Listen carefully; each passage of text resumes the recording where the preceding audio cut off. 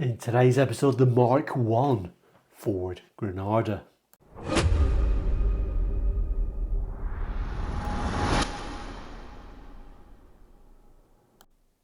Yes, indeed, we're looking at the Mark I Ford Granada today. If you're wondering who we are, Quarterlight is a car brochure channel looking at car brochures from around the world for the 60s, 70s, 80s and 90s. Yes, it's a niche subject. Yes, it's a slow growing, very sort of niche YouTube channel in general. But if you're interested in car brochures, interested in cars, interested in looking at cars and thinking, oh, that brings me back to when, then please do consider subscribing. It is all completely free. So yes, we're looking at the Mark I Ford Granada. In fact, this is part of a series we've been looking at. This Ford Cars brochure, it's the full range of Ford cars in March 1977. In fact, this is the last episode of this series. We're at the end of the book. We're looking at a Ford Granada. But if you have missed any of the episodes or the previous models in the Ford range in 77, then please wait till the end. There is a link to all that. Anyway, we must get on. We've got a lot to get through. So yes, the Mark I Ford Granada, which, to be honest with you, is looking a bit long in the tooth, a little bit old-fashioned compared to the rest of the models in the range for many reasons. The main reason, of course, is the Mark I ran from 72 to 77, so we are really waiting for the sort of straighter lines of the Mark II to come along. But yeah, I did like the Mark I as well, so I'm glad we're looking at it today. Some quite incredible variations. We're going to look at the full range here today, so we're going to have to get on with it. Just above this image is the introduction where it says the Ford Granada, more luxury, more value for money.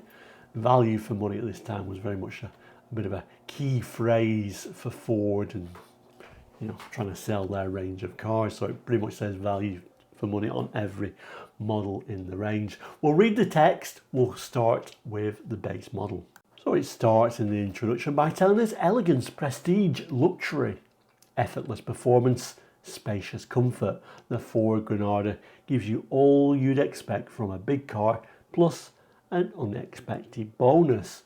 For all its big car stylishness, the Granada is a remarkably economical car to run. The 2000 economy engine, for example, standard on the Granada Saloon, i.e. the base model, gives a very welcome figure of up to 30 miles per gallon. And with its long list of standard luxury features, the Granada range offers unequalled big car value for money. There's a big car economy of the 2000 Granada Saloon. 2000 economy engine is standard, and Granada L 2000 economy engine is optional, with the option of the more powerful 3-litre engine. The Granada GL gives you a power choice of 2000 or 3000. The Granada S has all the prestige of 3000 big car motoring. There are 2 Granada estates, and for the ultimate in elegance and luxury, there are the Granada Ghia Saloon and the Granada Ghia Coupe. How lovely. All cars we're going to be looking at today in this Granada range. And of course, Granada Ghia really at this time was something you kind of like aspired to own, and particularly on something like a Granada. The introduction concludes by telling us it's an unbeatable choice of models for a car in this class. But the reason is simple. Part of Ford's value for money policy is to make sure you get exactly the car you want. No more, no less. You'll find all the details of the luxurious Granada range in the following pages. So I like this time period because there is a really big run of spec levels throughout this 77 Granada Mark I range. So we better get on with it. Let's have a look at the base model. And actually, rather unusually, the base model Granada has a couple of pages to itself, where usually it's like sharing it with another spec level. For example, the Granada L, you'd think be together, but they're not really hiding the base model quite as much as they often do in Ford brochures. Anyway, we'll read some of the information and some of the details and we'll come back to these rather delightful images. It begins by telling us it doesn't really have a spec level like LGL, it's just called the Granada Saloon. And it comes with the 2000 economy engine like we discussed in that introduction. Servo assisted front disc brakes, fabric trim and carpet, radial ply tyres, dual line brakes, reversing lights, reclining front seats and hazard warning flashes are all indicators that really you're not getting too much on the base model. It goes into a bit more detail though by telling us the 2000 economy engine is the only choice you've got for the base model. You can't option anything different. The body is an all steel welded integral construction, 4 doors, single tone paint finish, anti-burst door locks plus child-proof locks on rear doors. Seating within wheelbase, air extraction, separate luggage compartment, effective capacity 15.7 cubic feet. Spare wheel housed inside the luggage compartment and a 14-gallon fuel tank. Wheels and tyres, we get 175 SR by 14 radial ply tyres on 5.5-inch wheel rims with full wheel covers. The brakes are hydraulic dual line, vacuum servo assisted, self-adjusting 10.6-inch front discs and rear drums, floor mounted handbrake.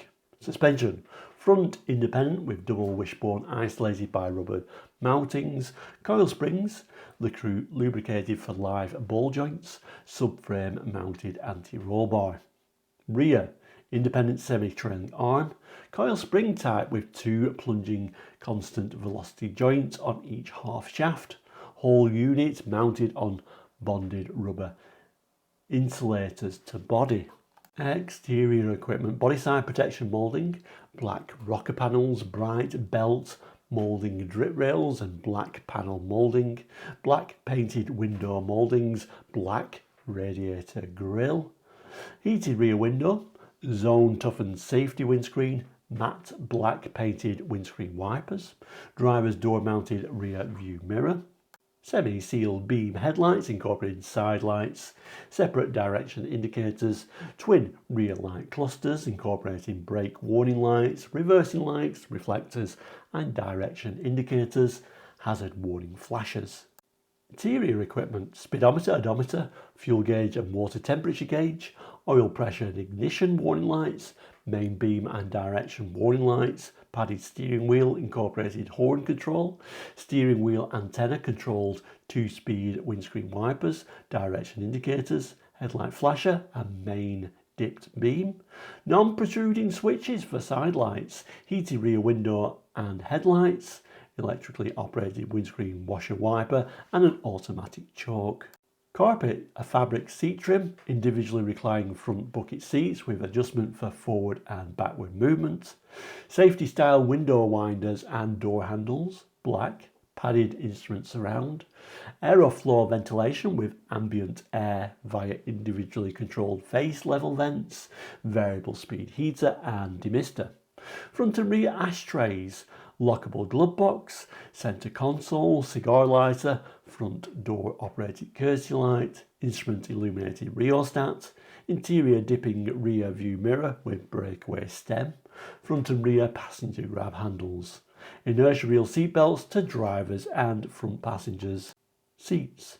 Now on the notes it says the car we're looking at, it says trip recorder illustrated is not fitted. Okay. Cars with tan trim will be specified with tan padded instrument surround. The vehicle illustrated has metallic paint available at extra cost. I always think it's very unusual if anyone spends any extra on your base model, because you're getting a base model because that's really all your budget allows. So a little bit unusual adding metallic paint, but nevertheless it looks good. So let's have a look. So it starts with these very tiny little images actually for the Granada. And then from this angle, you can actually see my favourite angle of the Mark 1. I always loved the rear lights and that sort of black area between the lights. I always thought that looked really good.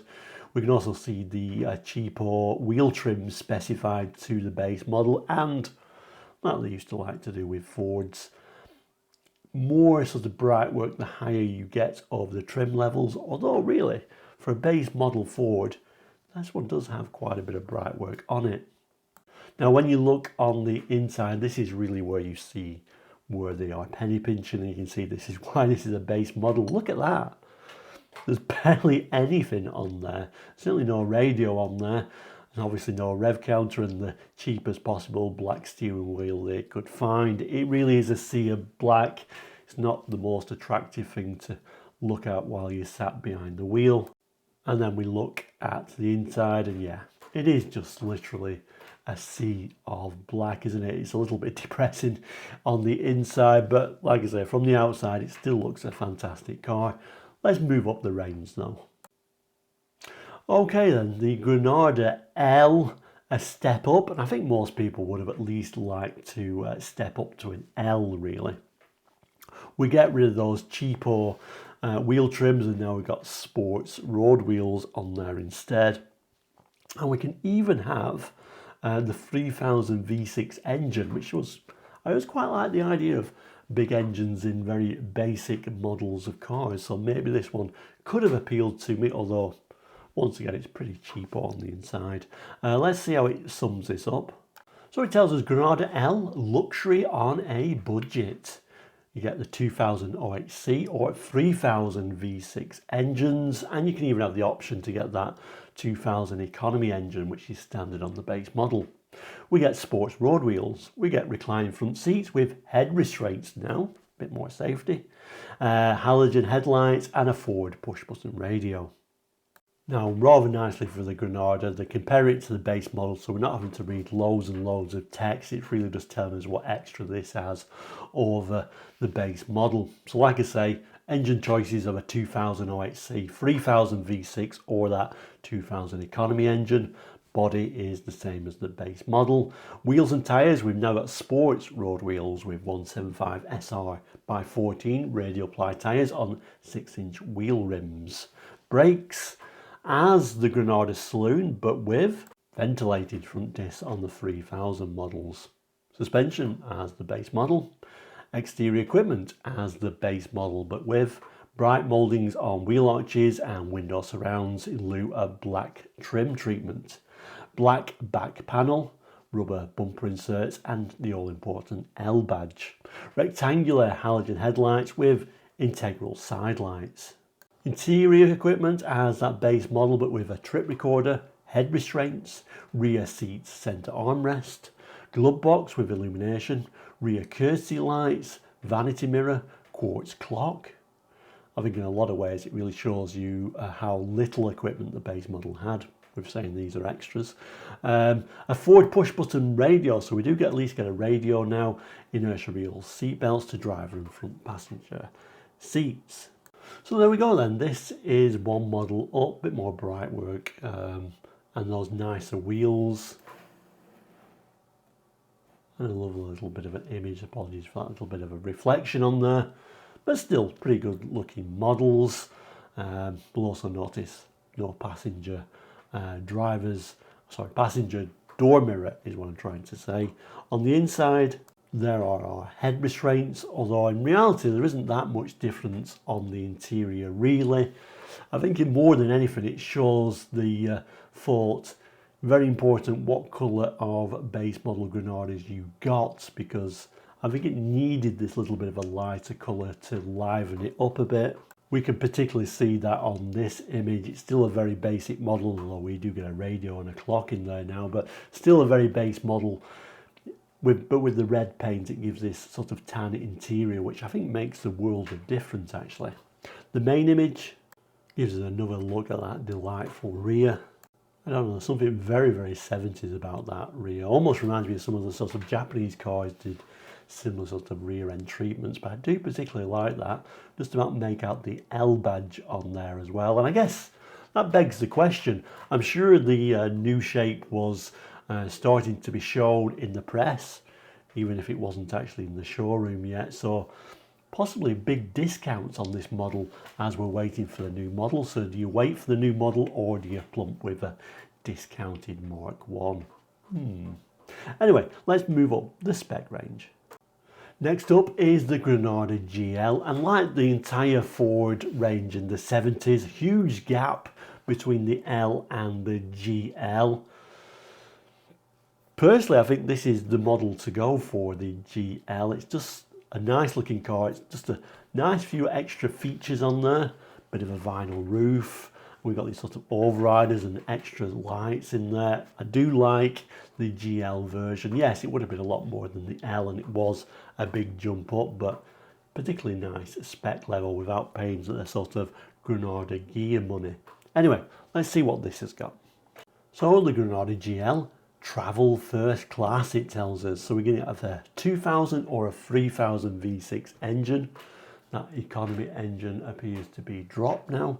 We get a vinyl roof. We get a sunshine roof with tilting device, remote control driver's mounted mirror, sports road wheels with rim embellishers now, a push button radio with twin speakers, a center console incorporating clock, and we get an auto transmission with the 3000 V6. So I still think that's an interesting one, the Granada L with the 3-litre manual, but all the basicness of it.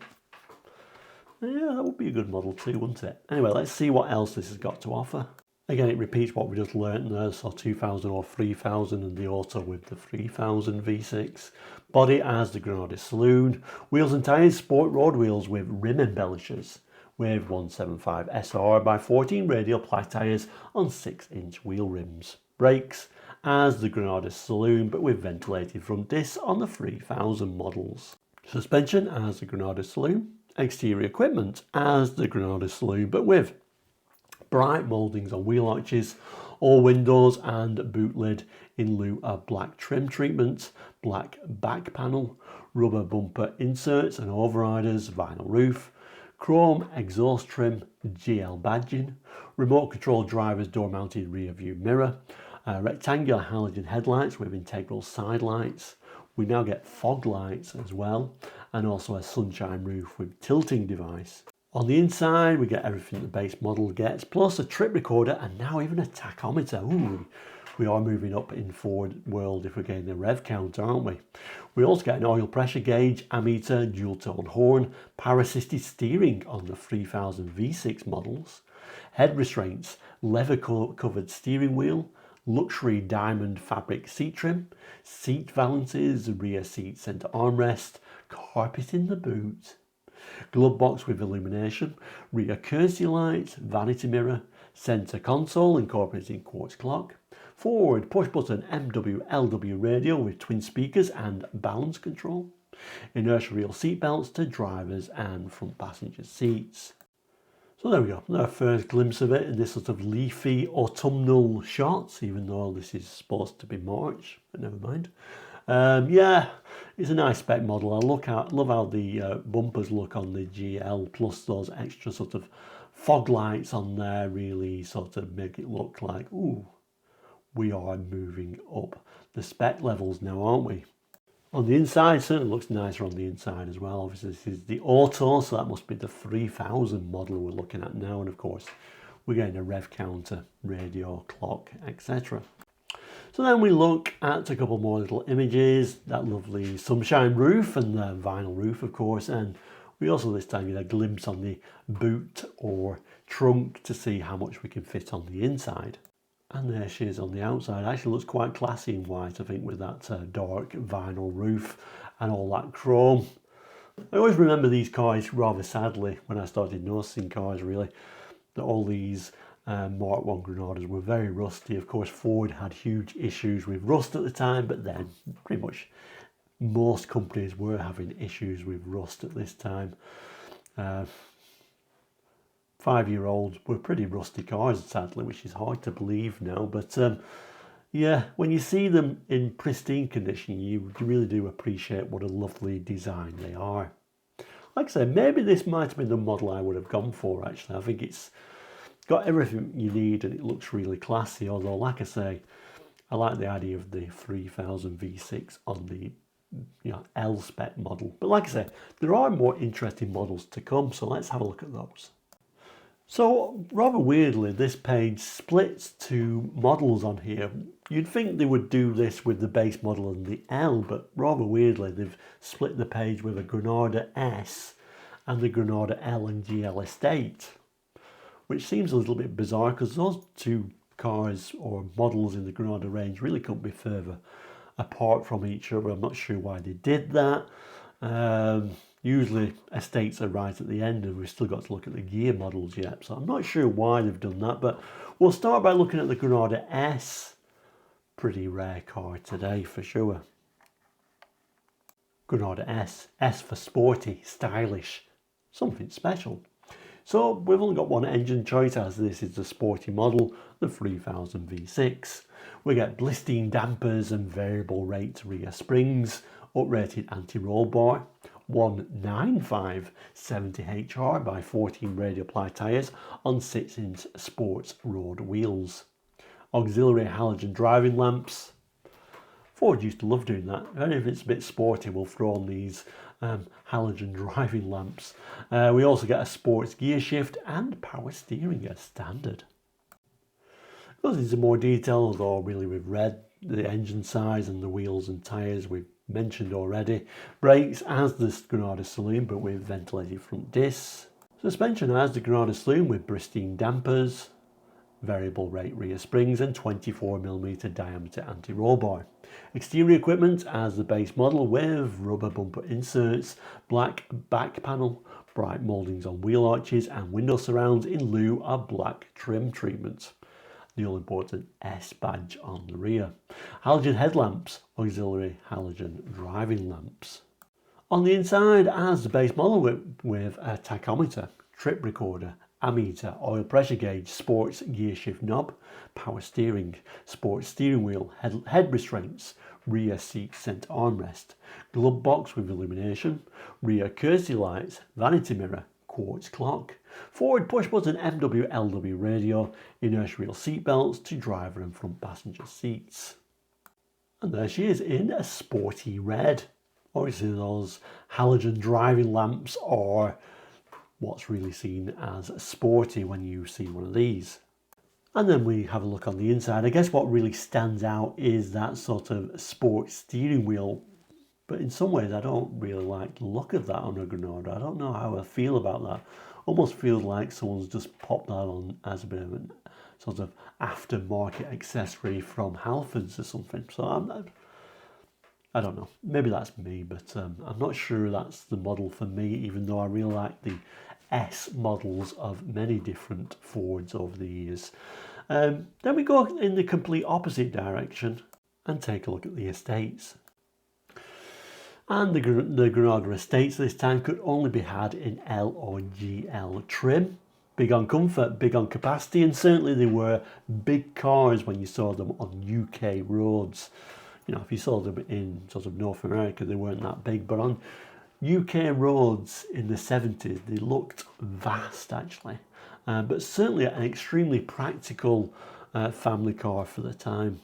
So we get a 75.5 cubic foot load space as a 2-seater, 41.7 cubic foot load space as a 5-seater, 4 doors with child-proof locks on rear doors, top hinged tailgate with pneumatic struts, maximum load space floor length of 81.2 inch, rear screen wash wipe and an auto transmission on the GL. Engine choices are unusual, so on the L you can either get the 2-litre or the 3-litre V6. If you got the GL, you had to have the 3-litre V6 with an auto transmission, which is a little bit unusual, isn't it? The body is all steel welded integral construction, 4 doors and tailgate with pneumatic struts and push button lock, single tone paint finish, anti-burst locks and child-proof locks on rear doors, seating within wheelbase, air extraction, loading capacity as 5-seater and a 2-seater. We've been through all that already.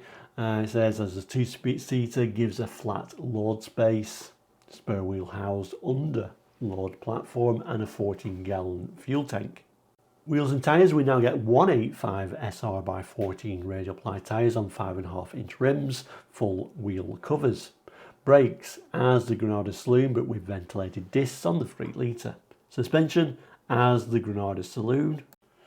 So the exterior equipment, so Granada L estate as the Granada L Saloon plus rear windscreen wash wipe, less black back panel. Granada GL estate as the Granada GL plus rear windscreen wash wipe, less black back panel, overriders and a chrome exhaust trim. Interior equipment, Granada L estate as the Granada L saloon, plus folding rear seat with locking device, less folding centre armrest. Granada GL estate car as the Granada GL saloon, plus folding rear seat with locking device, less folding rear centre armrest with twin speakers. Granada L and GL S8s, inertial reel seat belts to driver and front passenger seats. And then the main image, I've just gone straight in there, showing this is the 3 litre, so it's a 3 litre GL that they're showing here. Quite nice wheel trims on there, particularly like this sort of blue shade for this particular time period, but it's all about the rear, isn't it? And that vast load space, quite the car really. It does tell us the vehicle illustrated has head restraints, apparently available at extra cost, even though that's the GL model. Anyway, let's move up.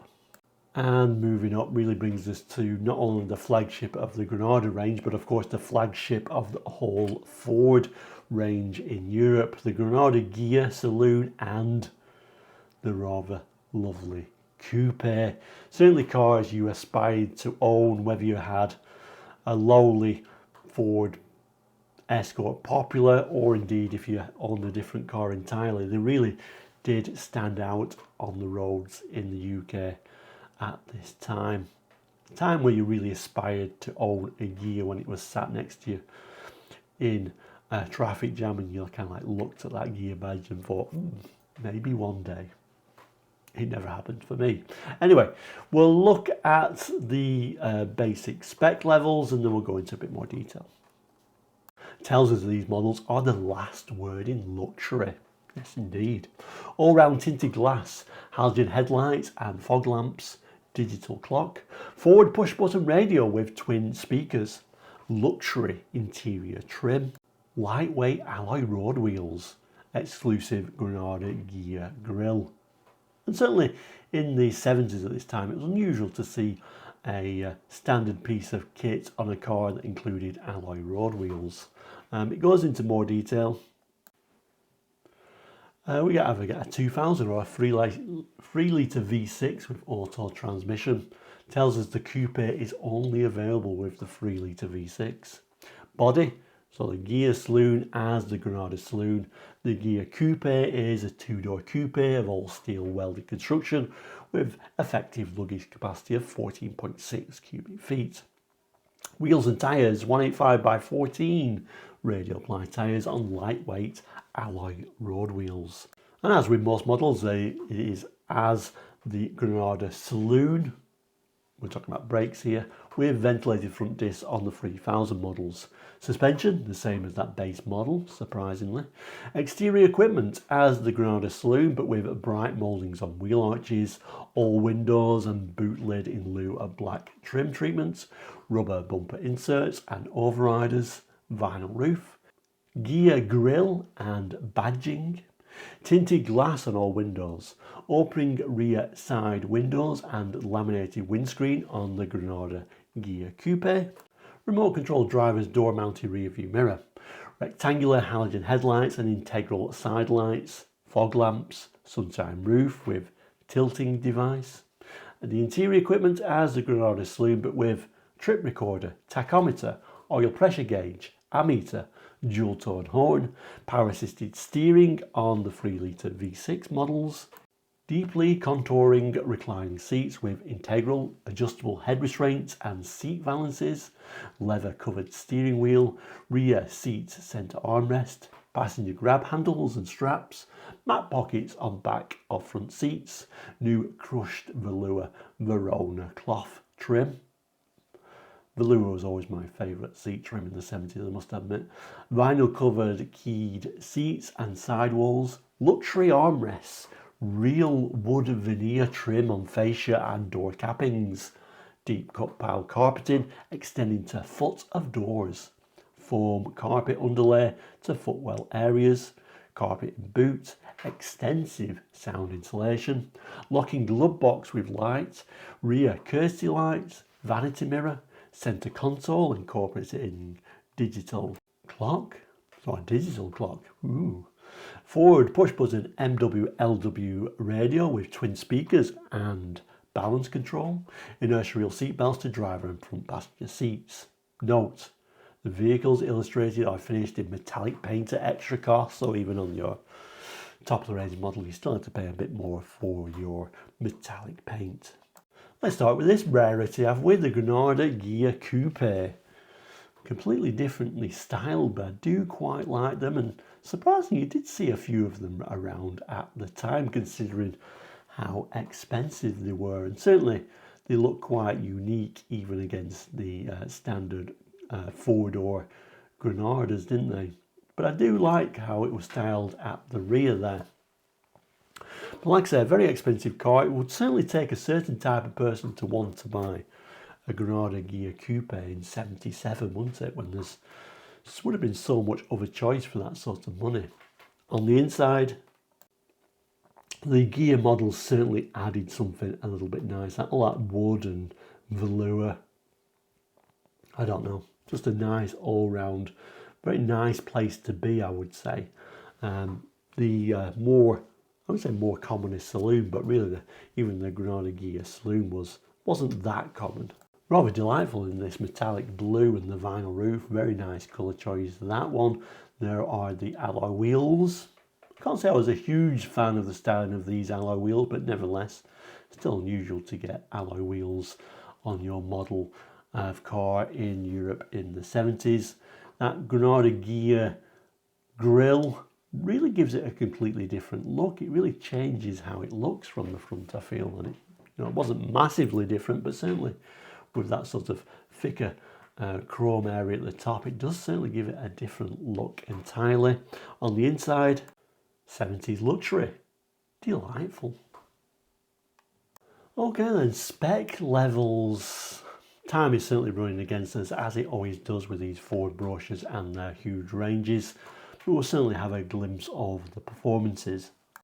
Starting with the base model, that 2000 economy engine, 1998cc. Single choke carburettor, 75 din PS at 4500 RPM. Din torque, 14.7 mpp. Performance then, so 0 to 60 for the manual of 16 seconds, maximum speed of 91 miles per hour.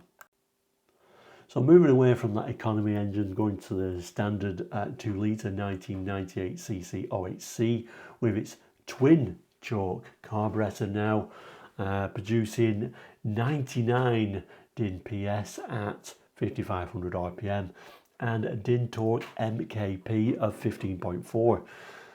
0 to 60 time of 12.6 seconds, certainly a lot quicker, and now we get over 100 miles an hour out of it with 101 miles per hour.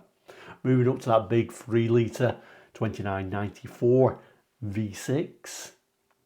Of course, a 6-cylinder engine now rather than the 4 cylinders we've just looked at. Again with a twin choke carburettor, 138 din PS at 5000 RPM and din torque MKP of 24.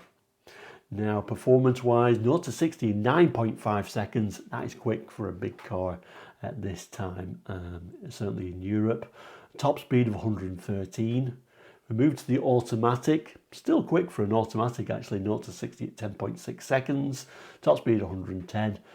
Pretty good performance there for the big 3 litre if you could afford it. So that wraps up another episode of Quarterlight, and indeed this series for this 1977 all-range car brochure. Been a popular one actually. I know some people, one person in particular said, I've unsubscribed on the first episode because he was so fed up of Ford episodes on Fridays, but you know, the numbers speak volumes. We're only a small channel, and certainly these Ford brochures bring out the highest viewing numbers. So I'm going to continue doing them. Certainly next week we'll start another all-range Ford brochure. But anyway, time to choose, as we always do when we conclude these series. What model from the brochure would you pick? Out of all the models from the Escort to the Granada, which model you're having?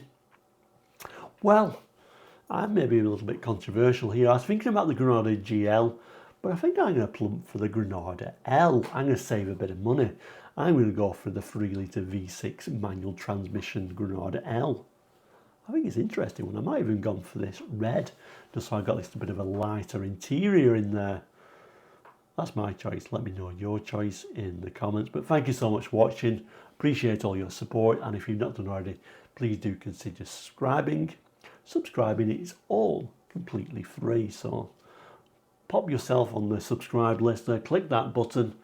We've got over 900 episodes now. Something for everybody. And like I say, next week, if you like these big Ford brochures, we're going to move into the 80s and do a full range brochure for the 80s. But thank you so much for watching today. Please do take care. I'll add on the corner over here a box, so if you missed any of these episodes so far, click on that box. You'll be able to watch this whole brochure series in one there. And at the top here, I'll put a little bit of a random episode, usually picked by YouTube, I should say, in that corner if you want to continue viewing. But thank you so much for watching today. Please do take care. As always, have a great weekend. We'll see you again very, very soon. All the best and goodbye.